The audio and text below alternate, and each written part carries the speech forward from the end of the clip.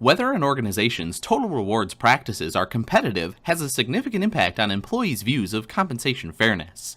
Consequently, providing competitive compensation to employees is a concern for all employers. Organizations face the challenge of whether to adopt practices common in an industry or to differentiate the firm by using novel or distinct compensation practices. They also face the challenge of keeping their compensation levels competitive given what other firms are paying their employees, an issue that comes at the forefront when companies try to hire workers away from their current employers.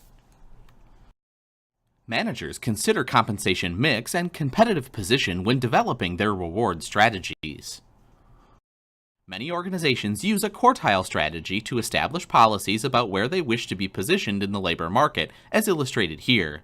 The quartile strategy reflects an overall market position where the organization sets its compensation levels. An employer using the first quartile strategy chooses to lag the market by paying below market levels for several reasons. If the employer is experiencing financial difficulties, it may be unable to pay more. Also, when an abundance of workers are available, particularly those with lower-level skills, a below-market approach can be used to attract sufficient workers at a lower cost.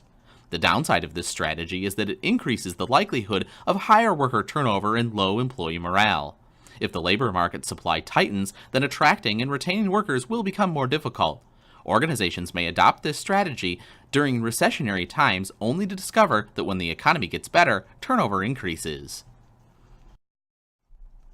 A third quartile strategy uses an aggressive approach to lead the market. This strategy generally enables a company to attract and retain sufficient workers with the required capabilities and to be more selective when hiring. Since this is a higher cost approach, organizations often look for ways to increase the productivity of employees who are receiving above market wages. Most employers position themselves in the second quartile, the median, or the middle of the market as determined by pay data from surveys of other employers' compensation plans. Choosing this level is an attempt to balance employer cost pressures and the need to attract and retain employees by providing compensation levels that meet the market for the company's job. Pay structures and levels can affect organizational performance and staffing quality. Deciding which quartile position to target is a function of many considerations: financial resources available, competitiveness pressures, and market availability of employees with different capabilities.